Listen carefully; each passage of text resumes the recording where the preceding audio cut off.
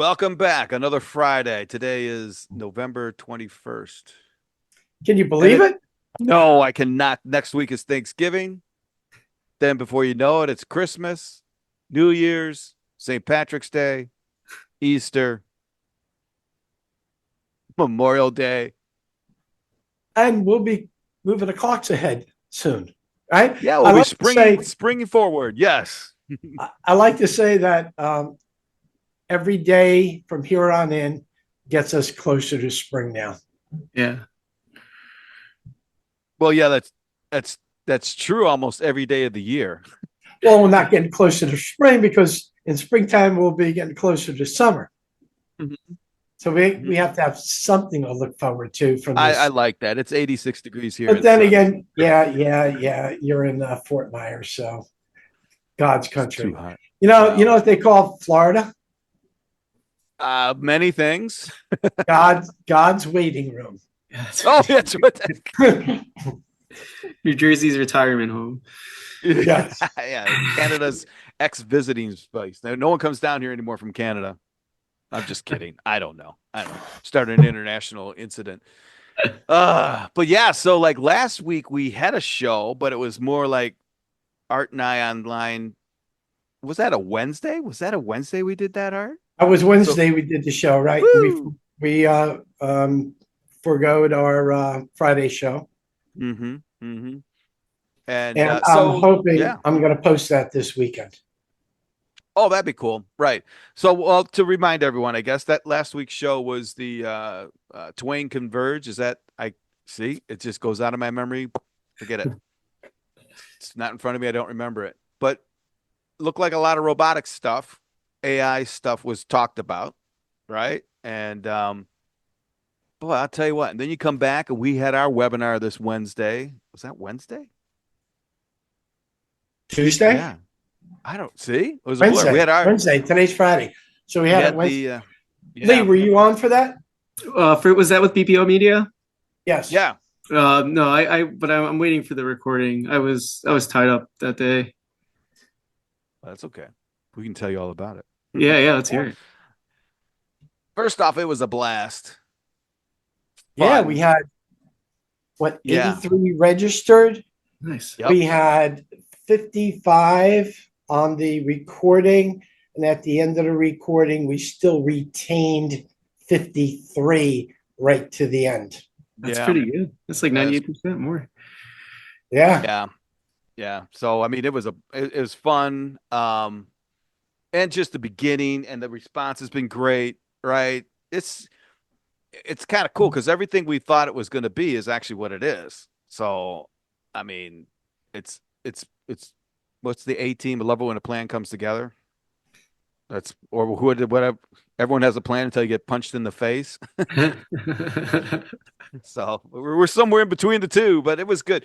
And our vendor, I hate using that word, the OEM, Quasi, those guys were blast to have on. Um, and you know what? What's interesting is it's all new, right? So I love that. It's not going to be new forever, but even for our OEM, it's new for them too, right? Because they've got this product, it is selling, but they can always sell more, and there's more and more and more, and it's a good And they're fit, having an man. education about the copier channel. Yeah. I A good laugh. education. They're having a great. They don't know how good the education is. I mean, Art and I were on the call with them today, and you know, I don't know what we were talking about. We knew exactly what Art and I were talking about, and I'm looking over at the other guys. They have no idea what we're talking about. And I think we were talking about wide format or KIP machines. Kit Uh, machines, wide format, virtual demonstrations, uh, difference between a dealer and a distributor, oh my God, right? But it's all good. it's It's great. part of the learning process. I love it. It's like us getting a chance to relearn it again and go, yeah, I like that. And it is nice you're right. I mean, I don't want to get all mushy and stuff, but the industry is pretty cool for all its craziness. Yeah. It does apply in cool areas. And I've been saying that for a long time. You It's know, like, if you think about it, 2,500 dealers in the US, they're all entrepreneurs. Every everyone single of them. one of the 2,500 dealers. what a fantastic group to, get involved with. Yeah. Yeah. And I think what's interesting, and it's not just the folks we talk to, but I would say every time, even on the dealer side, every time we talk about this concept to the OEMs, it takes time for us we do repeat it a lot, but that's okay, right? I understand. It's like, okay, And it's we're hard to getting better understand. at it. We're learning. It's like, well, that's good. Got to remember, right. Somebody write that down. That's why I have fireflies on everything because the ideas are great. I just forget them. But so it's nice to see the light bulbs go off over their head when they get it, and it takes Yes. but when they get it, it's like, oh yeah, and then unfortunately, because when we know they get that, we're always hitting them with something else. Well, then there's this, and then there's this, and then the value add that we want to wrap around, just like an EDM system or a document management system or a business process optimization. By then, Right. okay, slow down, slow down. And then Art, I was thinking about this. Like we're talking about AMRs, autonomous mobile robots. All right. They're not Yep. R2D2. They're not C3PO. They're not, HAL. They're a cart. And anyone Yes. who's ever been in business has seen people if you've ever been to the library, you've seen people push the cart. So Books right are off the carts. bat, everyone gets it. And then what I really love is when they first see it walking on its own, right? And it stops and like so during the seminar or the webinar, one of the speakers, it was on behind them, moving around all on its Yep. own. And once you see that, you get it. It's like, oh, okay, yeah. If there's a person in the way, it stops or goes around. It does all that. It's all on its own. It's just moving around, not running Right. into walls, not falling down, not running over plants and things like that. And I have to admit, I think that is a great epiphany. I love to see people see that and go, oh yeah. And I love when we're talking to people outside of the industry that gets to try explaining the tale to someone who just sells not just someone who sells widgets and then goes sells another widget, then goes sells another widget. Their world is widgets, not well, what is this recurring revenue? Then I love this one, recurring revenue. Oh, you mean like a lease? No, No, but but we're getting we'll there. explain it to you. I love Hey, it. so Lee, what do you think? You've heard about our CPT, our CPL, CPTT. That's the cost per task, cost per linear foot, cost per time travel. As an analyst, what are your thoughts? Well, it's certainly you want that recurring revenue, especially if you're a dealer and you've become so accustomed to it.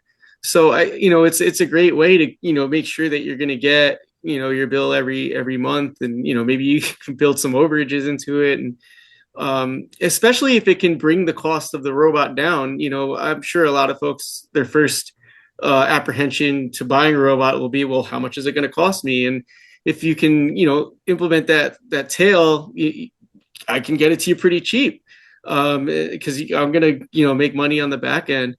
I also think it helps with their quantifying their savings on their end, right? So now they can say a human doing this labor cost me X Mhm. dollars over Y time. Now I can show savings over human labor with this robot by using these metrics, by using the cost per linear foot or cost per task. Right, And it just really helps them kind of show the value to themselves, I suppose. Mhm. right. Mhm. Or you don't have to maybe explaining it to a client. We're not looking to take away any jobs or any employees, Yeah. but with the help of a cart, you may not have to hire additional employees as your business grows and evolves. Yeah, yeah. A long time ago, I worked in an HVAC company, and I was just delivering parts. And obviously, we were far away from autonomous vehicles bringing parts out. But that's now that you don't have the person in the shop doing all this delivery. Now you have room for another person. You can bring on another young guy and start training them so that they can be your HVAC technician or whatever trade we're Right, talking right. about. So it's all about allocating the less efficient labor, reallocating it to things that are making you money. I.e., a person who can do the job faster or contribute to a team to do it faster. Yeah. It's funny along those lines of replacing the human or enhancing the human. I don't know if we ran into to it together, Art, but there are humanoid robots out there that are task oriented and they're very expensive, right? The ones that we're talking about are 17, 25 grand each, and you can get an ROI on them pretty quickly, honestly. But the ones that I've just started to see come out, 200,000, 200,000, right? We're not going to sell one tomorrow. This is just an example. 200K sounds like a lot, and it is.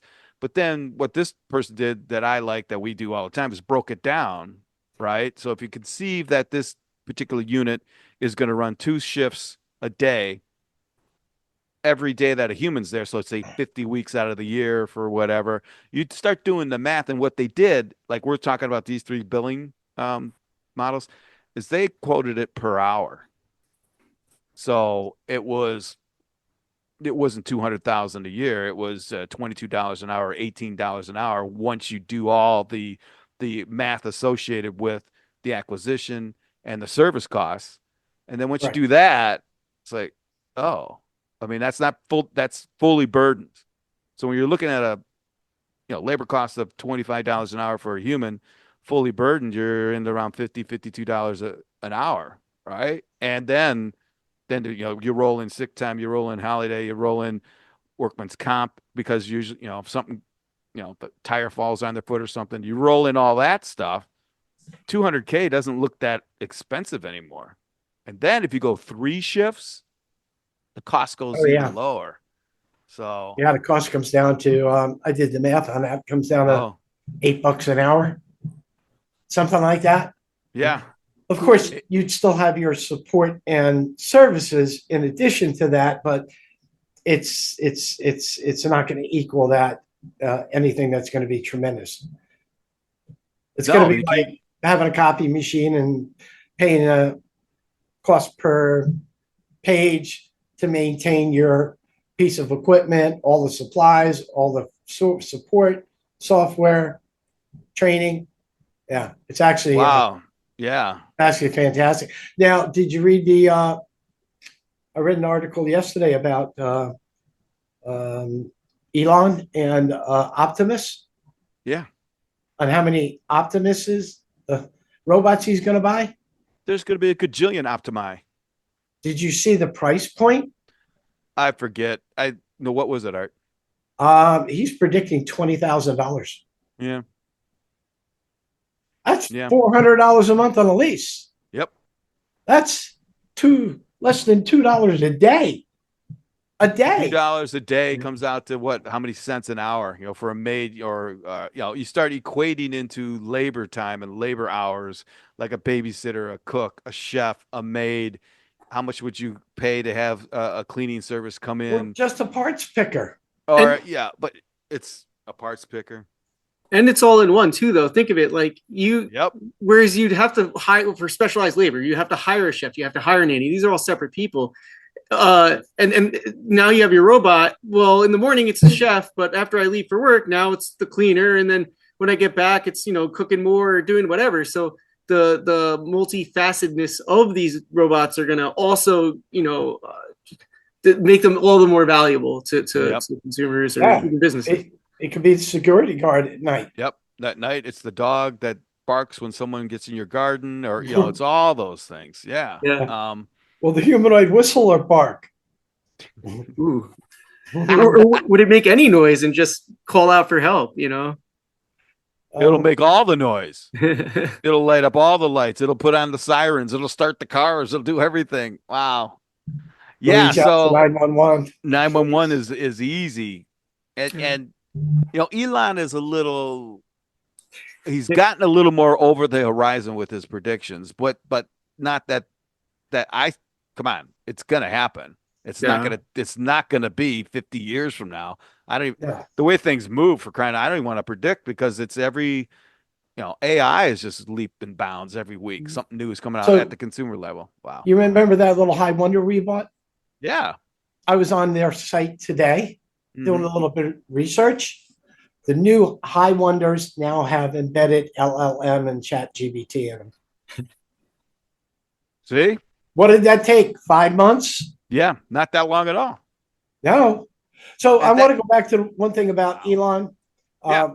in that article, they stressed the benefits of the robot is to eliminate mundane tasks or repetitive tasks. Yep. So that's going to be your first version of a humanoid. It's going to take all that work away, and it's going to allow companies to go back to the basics and rely on making money. Yeah. Yeah. Um, well, the connotations are absolutely incredible, enormous on the impacts on society. So that's where you get into some really hairy issues. You know, I mean, universal basic income starts coming up. The question is, well, what are we all going to do? I get it. In the olden days, when you got rid of the paint booth in the automotive plants, it was, what were we going to do? Well, they're going to be welders. Okay. They train them, retrain them. All right, now the welding robots take over the welders. Well, what are they? Well, they're going to do something else, right?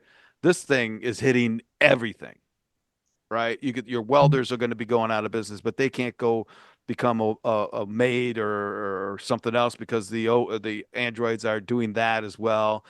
You mentioned HVAC. I've seen some robots that are putting shingles on roofs, which to me is like, are you kidding me? How the hell do you do that? It's like, all right, they're up there doing that today.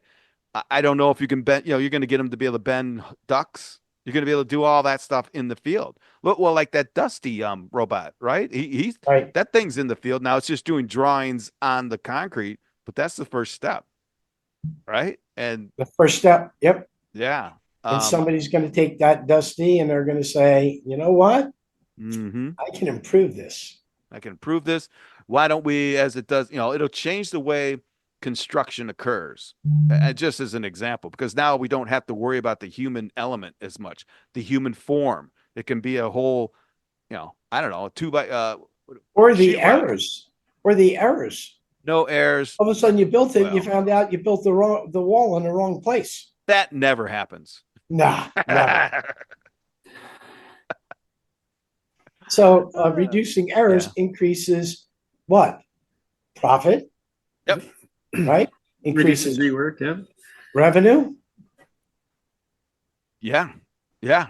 I mean, now, the old Pulte Holmes model, right? You can cookie cut, but that's another thing though too, right? Because we are kind of like thinking of as an old hierarchical structure, right? We can build homes quicker, the machines can do it, but also it'll be done it can be done on an individual basis. So the machines can build your house, Art, which doesn't have to look like my house, which doesn't have to look like whomever's, right? So now instead of these cookie cutter neighborhoods and all that, and that those were produced because humans were making them, you needed to assembly line the production. So when that goes away, the customization is opportunity is huge, huge. Every house is a different house. Everything is wow. Yeah, you see what I'm saying? Because it's like AI right now is ultimately artificial intelligence and LLMs are going to get down on the edges, and everyone will have their own. But my AI won't be like your AI, and my CRM at work, whatever that is, won't be like everyone else's CRM, Right. right? I It don't was need Salesforce. recently. There's been a lot of news around AI and robotics. Oh, Probably just within the last 30 days, you hear something about AI or robotics on every single opinion channel or some of the real news channels. But one person on there basically stated that the jobs lost in that AI will take over for or robotics will take over for is going to increase jobs in other sectors. We're going to need more people familiar with AI or knows how to work AI. We're going to need more people who can work on a robot. We're going to be new distribution facilities. It's going to create a tremendous amount of business. I I I agree. I don't know where they're at, but I agree. I would push back against that to say that, like, let's say you have robots and AI. Well, the industry that'll prop up around that could be automated by more robots and AI. Right. Um, And especially, and something to go back to something you said before, Greg, and it was something that came up at Twain Converge, is when the paint shop got, discontinued and they made them welders, they had time. There was time. Technology moves so fast now that by the time you reskill, that might be automated or augmented to the point where it's no longer a viable career. So it's something that we're going to have to balance. And Point. Is it a tax on robots to fund a UBI? I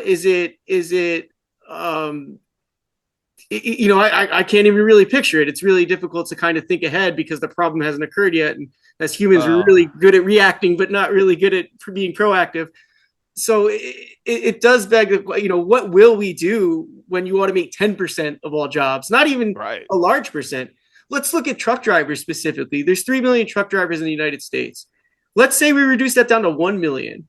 So that's 2 million folks out of work. Now they're going to be looking to go into other lines. So that's going to drive the cost of labor everywhere down because now you have to compete with these other folks that are trying to emerge in your industry. You have all the industry that's set up around trucking. Every time all those truck stops, you go on an interstate, their economy is truckers. They make money. They're able to have a living because folks are always going to be driving up and down the road. When it's a robot, what are they going to need to stop for? Maybe they don't need showers. Yeah, they don't need food. They don't need, so now it cascades. Now you have all these waitresses and business owners who had a diner and all these folks to support that type of economy are gone too. So it's messy to think about, and it's definitely something we're going to have to solve for as we roll out the AI and the robots. Because let's face it, the AI and the robots are coming. And it doesn't matter how many people are going to be displaced by it. That's how technology is. Once it's a thing, it just goes. Yeah. This is the Good big point. thing because it like you just swept into it. It's the welders, it's the painters, it's the waitresses. It's Right. not a vertical impact. It's all verticals. But we do hear, on the news now, we all hear about the labor shortages. Yeah. Then there's that. So, good point from Lee. It can solve the labor shortages in the near future. But 4 or 5 years from now, you're not going to need as many truckers. Right. And that's going to trickle down to everything else, the truck stops, the waitresses, the food places, et cetera, et cetera. Yeah. Right. And then the other question is when a significant oh my God, when there's a lot fewer folks working, well, those are the folks who buy things. So like, how do you, if you automate your industry and get rid of all the labor in that industry, who are you going to sell things to? You've just destroyed one of your demographics. That's, Henry Ford. I'm going to make a car that my workers can afford. Right. That was the model. But Beautiful. The workers. Oh, that's a good idea. So it's interesting in the B2B space. I think workers there will have, like I said before, more time to concentrate on their core and build their core. In B2C, I would save a whole hell of a lot of time with a robot vacuum or a freaking something that folds the laundry or does the cooking. Will that make me a better person because I have more time to relax or enjoy life? Right. Well, that's a very interesting, and I've heard this from the philosophers of the world, is that literally, and even political minded folks, as we get away from materialism, believe it or not, and the whole zero sum game with capital, and I don't want to get political, but that whole system changes. So what will you do? Well, you can be a better artist. You can be a bigger, these are squishy things that Americans don't really, but you can, quote unquote, enjoy life. Now, a lot of us enjoy life by doing stuff, like there's toil involved and there's reward for that. So, but what does that mean? Do we go back to just being thinkers? And I don't know. Work is such a big part of people's purpose, especially I feel like in America. I can't really speak to what it's like in Europe or Asia, or, South America or Africa. They take 10 weeks of vacation. They don't know. But what happens when the one outlet for purpose, or the major outlet for purpose, is taken away from people? And I mean, I think, Greg, what you're saying is actually great. People's purpose before, the times we live in now, maybe was to just write a poem, or draw something in Right. a cave wall. Um, I, I guess it's a matter of opinion if you think that's a good thing or not, because I don't think there's an objective truth here. But this could have, it depends really on how we take care of people. Frankly, if you displace all this labor and say, hey, we'll still take care of you, there's some sort of safety net there, great, that's awesome, because now Yeah. everyone has all the time in the world to do the things, enjoy life, which is the purpose of working to begin with. But if it's like, hey man, we're going to displace all this labor, and I'm going to put all that right in my pocket, well, I don't really know what that does for society besides make a few folks really wealthy. So again, not to be all political and stuff like that, but these No, are but these are conversations that will need yep. to accompany all the other conversations we're going to have about implementing this technology. It's crazy. And well, to go down that path even more, how about the ones who don't implement it? Societies, right? The demographic, there's going to be, and then we're really in the haves and have nots. And those have nots throughout history, they don't care about writing poems. They don't care about, they don't know what a tablet or AI is. They just know that for whatever reason, the rest of the world is better off than them, and we want that. Now that's Yeah, talk about that's human nature, I guess. It really is, right? I'm hungry. That guy's got food, for you sure, know, for sure. and that guy who has the food doesn't know how to do anything anymore. Yeah. So it's like, Well, look, I don't know. people who adopt robots and AIs are going to be the pace setters, and you're either going to have you have two choices. You're either going to run as fast as you can to keep up with those folks, or you're just going to get left behind. And I mean, so in that way, nature's going to kind of solve for that. But Yeah. it's definitely tricky and a bit messy, to consider these parts of the conversation. That's Yeah. why it's so fun to talk about the actual technology and how it's going to be implemented and what it can do, because it's clean, it's interesting, it's fascinating. Yeah. But yeah, Yeah.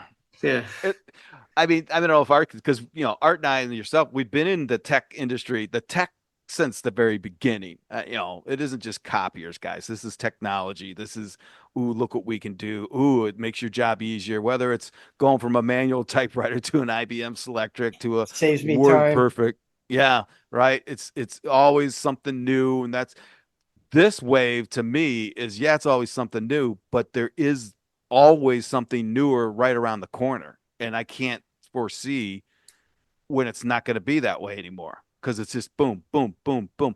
Like the big move from analog to digital in the copiers, right? That Mhm. was a big deal, but it took time, and it happened. It's almost a Yeah. monochrome to color.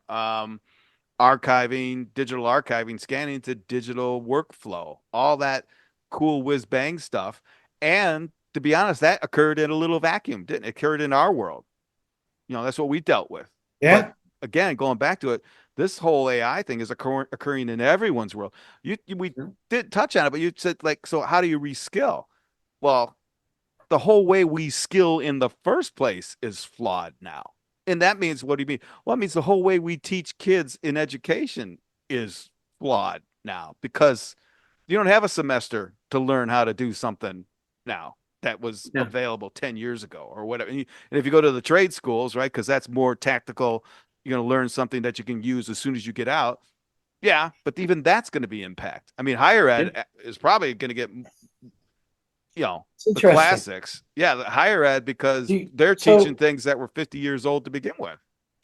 so do you rely on teaching more about the arts, which Yes, actually can create um, or embody creativity? Hmm. Well, because absolutely. that's the one thing now too, is like, like I mean, look, there's AI generated music that's at the top of the chart, so obviously someone I likes it. heard that. but but at the same time, I think the mainstream opinion that most folks, have is that, oh no, AI has no soul, it can't possibly replicate what a human does, no matter how much you train it. And I mean, that's arguable. I think that there's really no difference between Ed Sheeran listening to a bunch of Beatles albums and then writing his music, that's heavily influenced by it, even if it's really not. I'm just using it as an example. How is that different than a machine being trained? I mean, obviously there's mechanical differences here, but like the process is more or less the same. The outcome is more or less the same. I'm pretty sure if you did a Pepsi challenge with AI music versus regular music, enough people would fail to where you would be convinced that maybe, hey, maybe this AI stuff is creative. But I'll say It's this: look, my liberal arts college, Montclair State University, they're talking about getting rid of a lot of their liberal arts programs. So I don't know if that's really the. I, I think that the education system reshape, pivots more into the sciences and the STEM stuff because that's really what the future economies are all going to be based on that. well, here's Yeah. an interesting point. The AI accelerates at the STEM stuff. Yep. That's really what it does well. So you don't need anyone to go into it. So it's something that, and I'm going to say his last name wrong, and I apologize if you hear this. Chris Surdak, I believe it was. He spoke at Twin Converge. Oh, And during my panel, I said it's something to the effect of, I vibe coded some tools, and when I said that, he threw his head up, and he made a good point later on. That guy studied his ass off and worked really hard to become an engineer, and to ascend to the levels of technology that he did. mhm. Um, he went through that pain, but now he can look at a system and say, hey, this is wrong, this is right, and it's because of all the knowledge he gained. I'm never going to get the knowledge like that just vibe coding. So what I might end up doing is building a time bomb that effectively, I wrote this code, this application's great, I put it in my customer's environment. Oh man, there's a million security holes in it. I just put a portal for a robber to just come in and rob them blind. So it's kind of like, while this, I think that you still need to teach the people the underlying concepts of whatever, if they want to be a chemist or an engineer or whatever, they need to understand it, and learn the old way, so that when they do get into the field and they have these tools, now it's just making them faster. It's making them a little more efficient, but like, it's not going to trick them. The code, they'll see the code and say, that's bad. That's a problem. I'll see it and be like, hey, when I tested it, it worked. And that's the big difference there. And I think it's very important that we do, especially if the future is going to be based on these technologies. Everyone should be learning this stuff. And if you're Well, a 12-year-old kid, you should be learning that code right now in school. this is well, okay. I Well, I I agree. I 100% disagree. I think what Art said first, learn the arts, learn Socrates, learn his method, learn critical thinking. Because the LLMs and AI, they're pattern recognition and pattern generation. Engineering is all patterns. Chemistry is all patterns. Music is all patterns. All those things are pattern. Now, because we can't see the whole pattern, we think it's art. But even if you go back to art, art is an imitation of nature, and it's all patterns. So we can't comprehend the generation or the vastness of the patterns that are around us, whereas AI and artificial intelligence, that's all they recognize. That's all it recognizes in patterns. So, you know, chemical is patterns, math is the big, although that's a little different. But for us to be able to think in terms of the real world philosophically, that's something that AI can only imitate. It can influence, but that's really where the humans, I mean, we're back to the human spirit. That's really what makes us different. AI there's another thing with this whole art and music thing. There used to be a phrase, beauty is in the eye of the beholder. Yeah. It's not in the process. And what happened over time is we revenueized art, right? So that's really beautiful. It's very rare. I can sell that. If you keep making these, I can sell more. So the Mhm. art became adulterated right from the very beginning because now the artist isn't writing. The artist was doing art for art, but nowadays we're doing art for business. We're writing Mm-hmm. books to make money. That's not the real point. I understand that's what happened. But when these people are saying, "Oh, it's terrible, it doesn't have a soul," well, who are you to say, hey, what is a soul? Start there, and then tell me which one does the rock have a soul? Does it, you can't Yeah. tell me that. So, and it's really in the eye of the beholder. And you guys know, if someone take the banana to a wall and that was art. All right, to me it wasn't, but to someone, It was art. I see that. Okay. Yes. It's like, but it's always in, that's why I like when AI creates writing. When it writes, it's slop. Okay, that's what you say because you write. Did someone read it?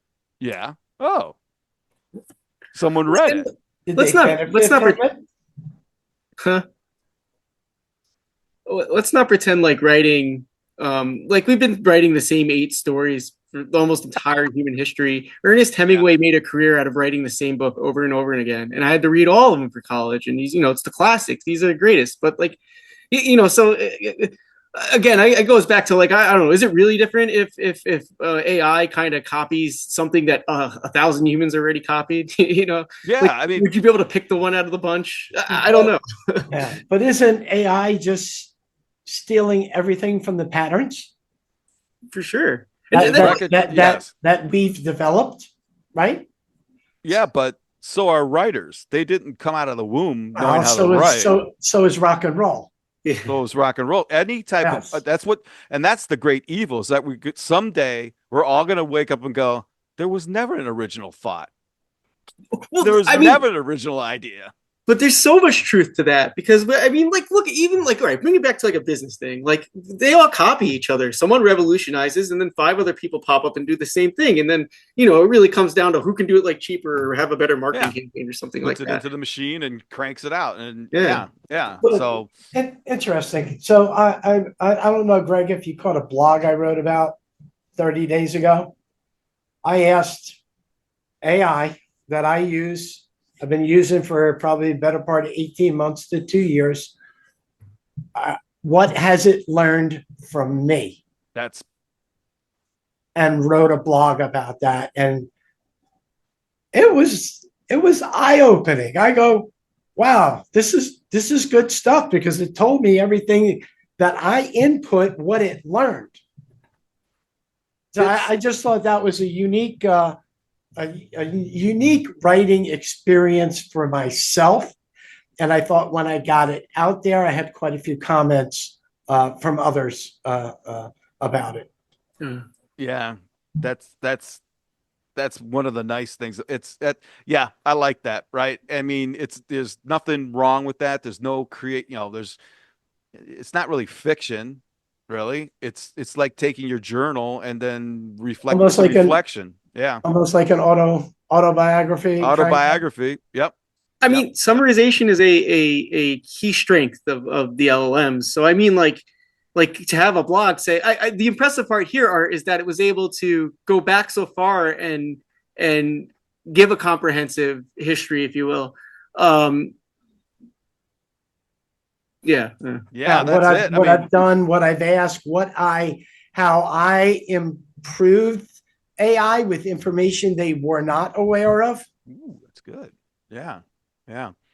Um, so that's great. I've done the same things. So I have these newsletters. They're not nothing fancy, but I go through and I choose the headlines. I choose the articles, and I have one that goes every day. And I'm doing it not necessarily to get readers, but after a year of doing that, right? So there are a year's worth or maybe more, 18 months worth of daily in entries based on headlines and articles that I've liked. And I've done it. Okay, sum up the last year and it's pretty wild, right? Yeah. It remembers everything. The only thing you have to worry about is memory, right? And that's a hardware issue. But for me, it's worked for at least 12 months. That's why I don't like going. All these guys go, well, I did this in Gemini and that in Perplexity and this. No, I stick with one so I can keep whatever Right. memory alive in one stream. All right. Well, So, Yeah. Rags will definitely Rag will help you hone in on the accuracy. He cut out a lot of noise by saying like, here's the text that I need you to kind of live in. And now all of a sudden it's not considering some Beatles song lyrics while you're asking it right, about writing code or something like that. right. Yeah. I mean, we're getting into it. So I use OpenAI and I think I have 12 or 13 projects that Yeah. are alive right now and they're different than, custom GPTs, but a couple of them are at least 18 to 20, from the very, very beginning old. And, I have to manage the memory, but it's Yeah. fascinating. It's to me, just that's for me. I look back and go, well, that's pretty cool. Cause, like we talk about stuff nowadays, it's like, it seems like it was 20 years ago and it was just 3 months ago. It's like, Yeah. but it's nice, especially nowadays. What I find, here's the spin. is the people growing up in that environment right now, right? I mean, this is an age-old argument. The demographic of kids that are coming out, obviously there's kids who have never been without the internet.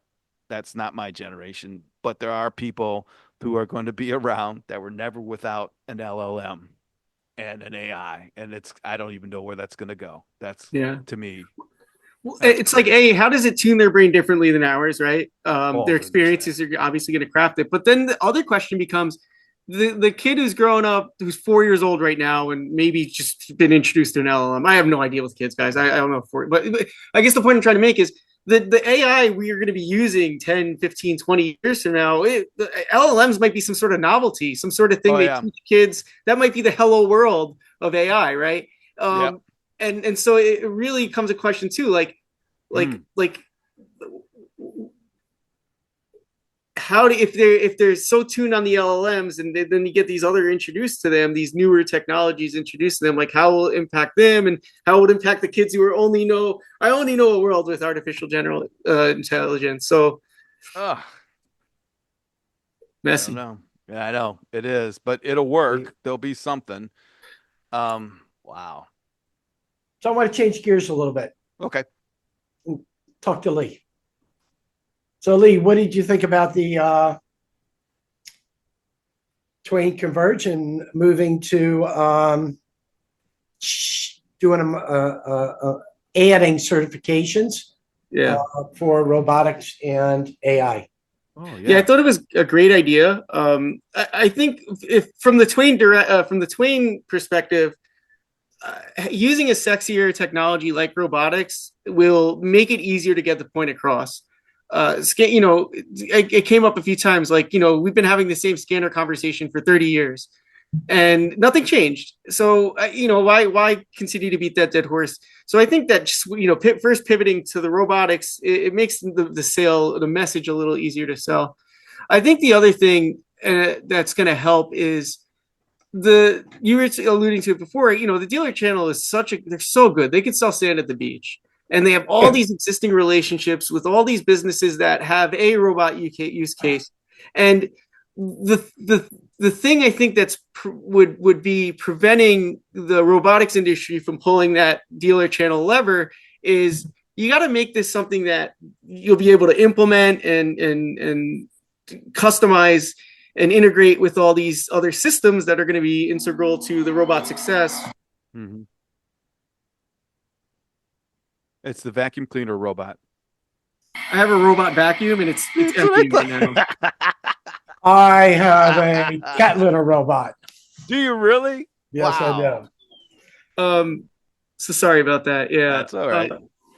So with Twain Direct, what that does is it makes it easy. That's kind of the answer there. Hey, I have this layer that can sit between the robot and every other thing that the robot needs to work with, and it's easy. And I think that's going to be important for everyone to kind of succeed with selling it. It's not just making the sale; it's got to work. The customer's got to be happy with you after, or else they won't sign anything else with you later. Right.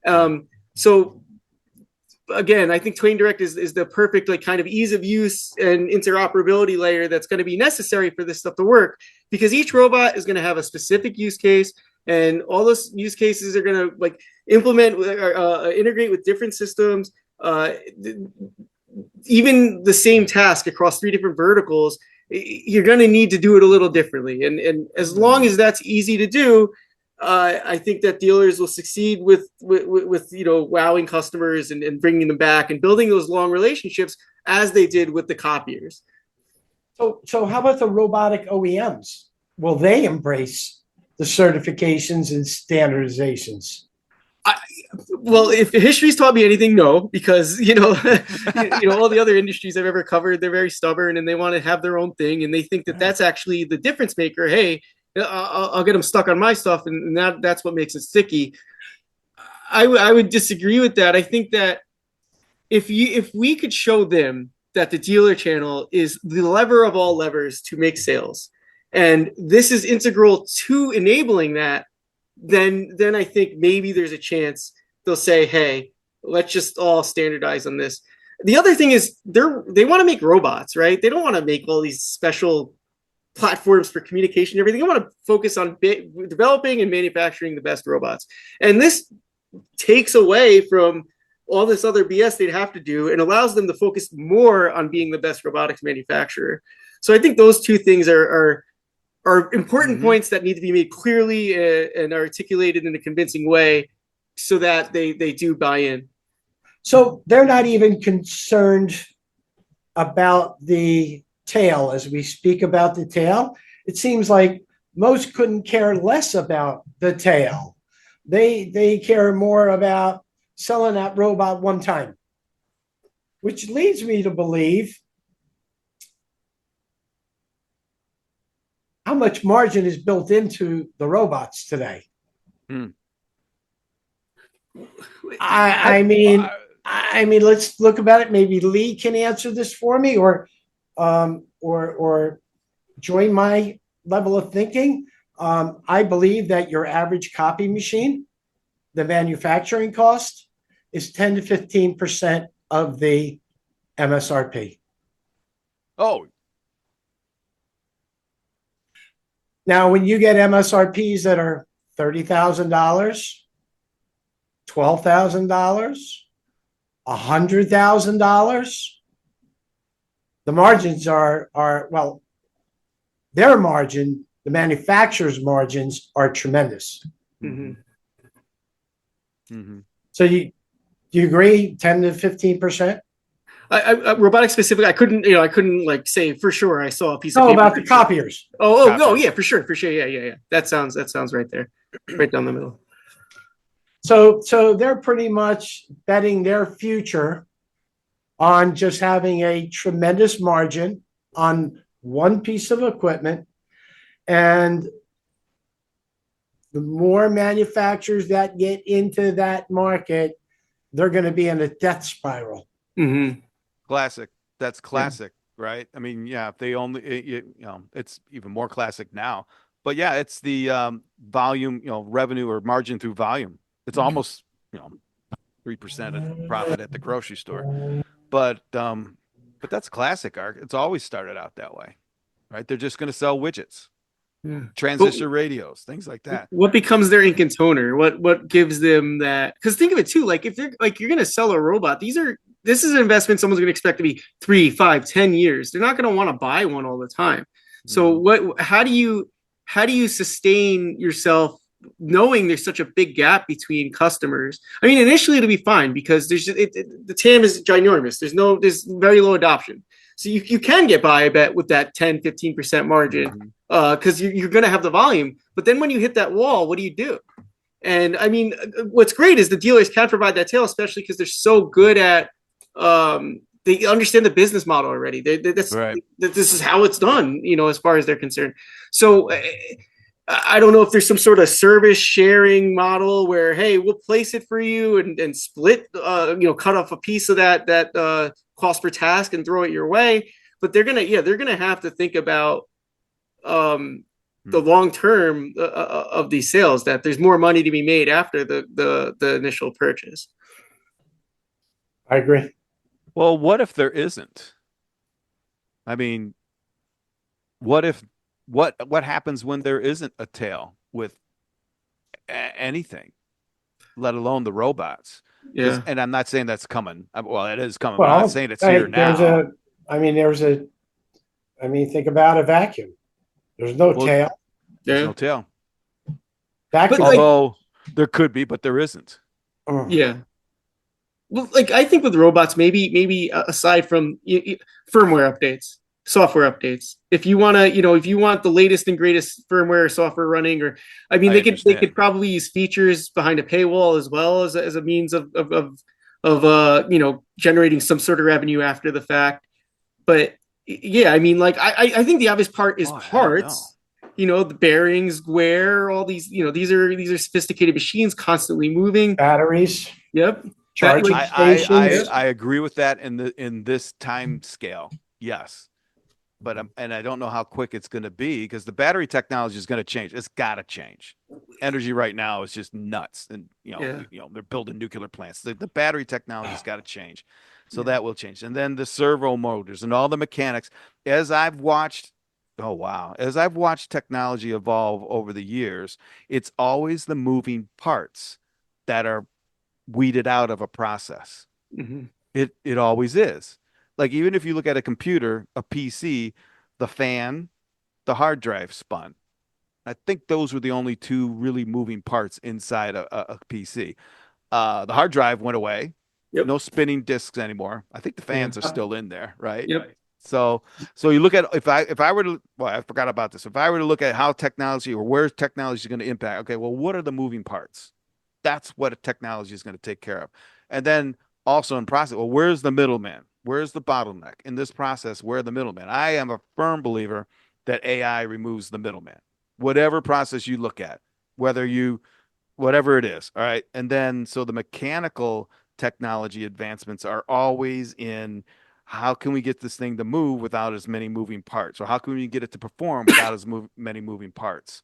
So that, wow, I just put that together. That's going to be the difference. So like when you say, and I'm not disagreeing that it's a valuable thing right now, but a ROM upgrade or some sort of upgrade like that, an autonomous artificial intelligence it's all distributed. So it won't need a general AI or a general update to because Yeah. so we're you know what? That's right, because we're thinking of it in terms of 1999. Sure. Everything is central, it gets distributed down.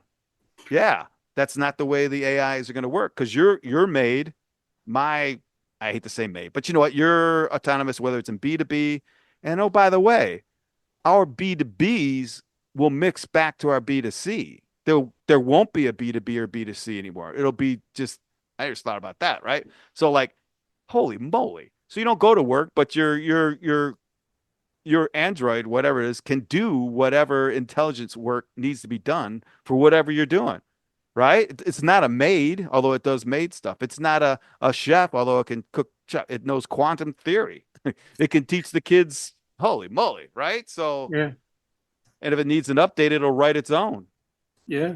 Well, I mean, like, I guess ultimately the manufacturer would kind of have some control over that. Like, and maybe this is why it'll kind of always be closed source because, like, hey, if the monetization Wow. scheme is selling skills, if you will, then I just won't let the end user access the bot to give it that knowledge. And the only way to that is, Yeah. give me $5. Well, yeah, yeah. And then I think Art, we talked about it before, but the built-in obsolescence, Yes. right? I mean, Yeah. there's an economic model. Even if you're a Blade Runner or a replicant, you've got a lifetime, a 3 year Yeah. life or whatever it was back then, right? In that movie, if you guys know what I'm talking about. But it was built in that this thing will, it's gonna be irrelevant in Yeah. 3 years because Well, we're and gonna to get shut it back to down. it, I Yeah. can't within the next 25 years, I can't fathom a manufacturer that will deliver something to market that will last forever. I, Yeah, I I just know. can't fathom that. Well, part of that's physics, and like most of it's business. But Oh like I'll yeah, put it to you this way: look, this thing it works still. Yeah. It does all the same things the one I got 3 years ago does. The only difference is like eventually the battery wears, like you were saying again, Art. The apps that they're writing, like the CPU in here, all the parts that make things work, they will eventually age out to where, hey man, this stuff's just too fast. I can't handle it. So that'll be another thing that with these robots where it's like, hey, this thing can still lift the 1,500-pound load I have it, but it can't run the app that allows it to Yeah. work anymore because the computer's just too dumb. So I mean, like there's kind of a natural, I don't know if it's Yeah. natural, but like there Yeah. is built-in planned obsolescence there. Am I saying that right? evolution of planned obsolescence. Well, Yes. yeah, you're right. Everything ultimately dies. So there you have it. I mean, we're not nature is nature. I don't know. Maybe we can build something that will last forever. I don't know. But A the rest of the humanoid. world doesn't. Yeah. What was that The movie? That was a universe won't great. last forever. Yeah, So right. So you're right. So yeah, right. Forever is relative.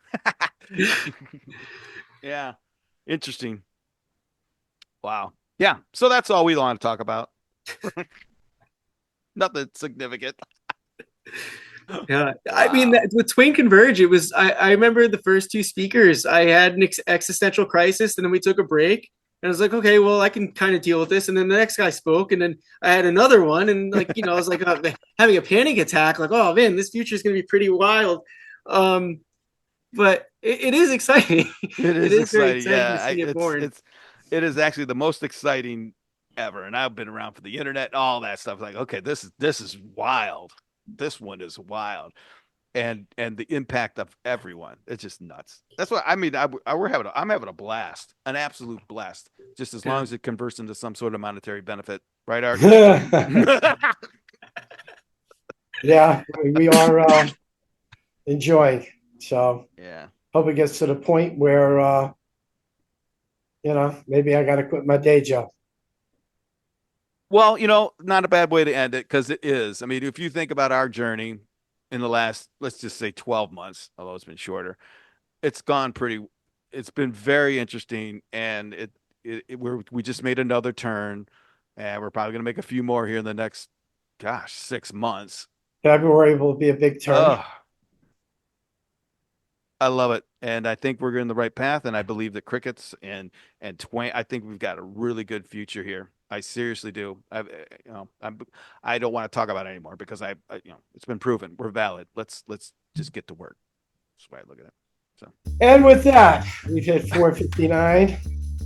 And even though Halloween is gone, it is the witching hour for us when we end our show.